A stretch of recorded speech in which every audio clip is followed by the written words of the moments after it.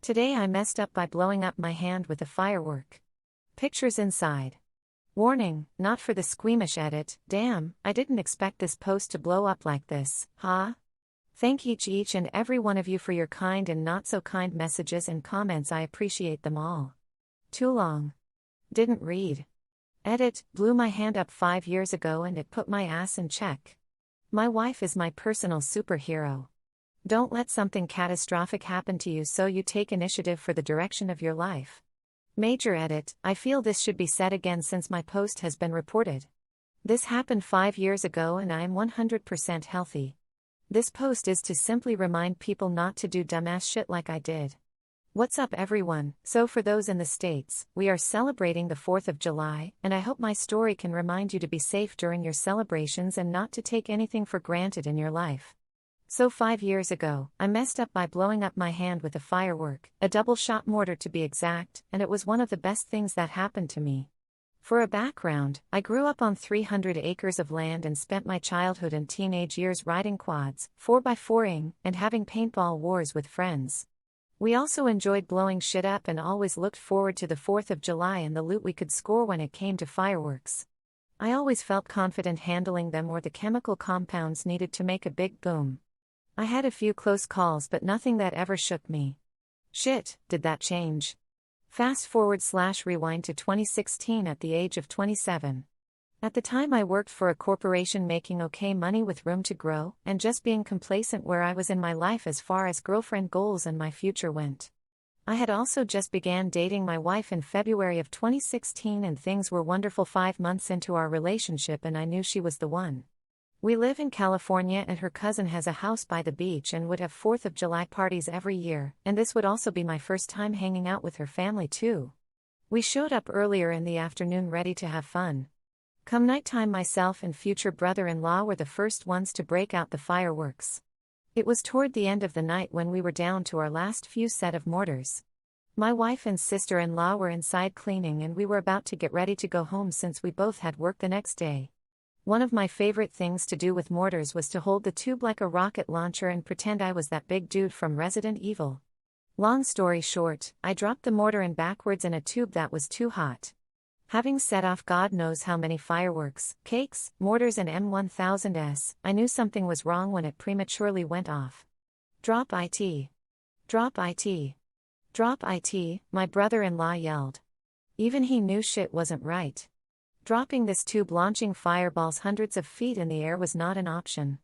Any direction there was either a set of houses or bystanders around. Before I could react, I was blinded by a huge flash, ringing in my ears and the strong smell of burnt hair and flesh.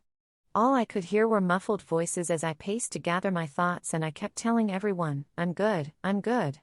As I walked around, all I could feel was warm, as if I submerged my entire arm in warm water.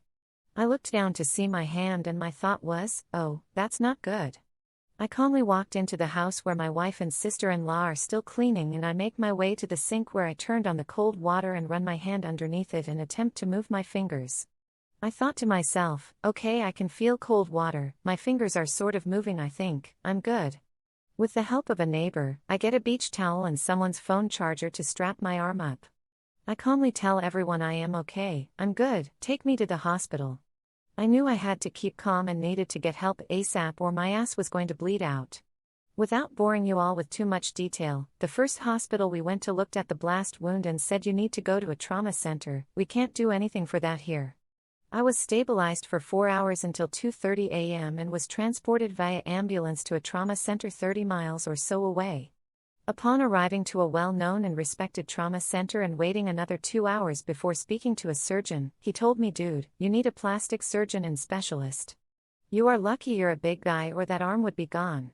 We are going to try to get you into, names 2 top hospitals here in California, but it looks like they're full, but we have one shot at XYZ.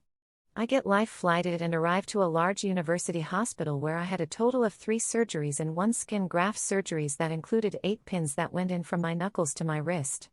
Basically all my metacarpals and wrist was shattered from the blast.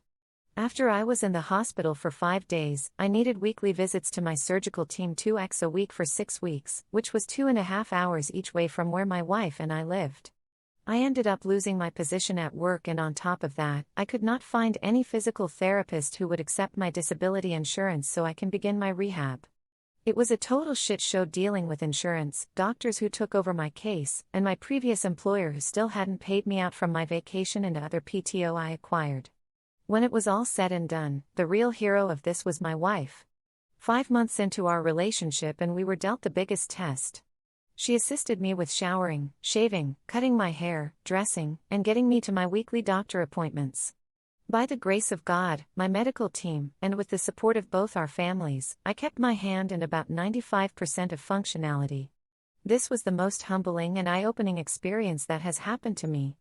It forced me to grow as a man and put my life into perspective. In 2018, I enrolled in prerequisite classes to begin taking steps toward completing a degree as an occupational therapy assistant and just graduated this year in March. I hope to use my experience to help others in hard times and let them know that there is a light at the end of the tunnel. It just requires diligence, hard work, and belief. No matter how bad it is, don't give it. If you've read this far, I appreciate your time and listening to what I had to say. Thank you, and don't blow your shit up.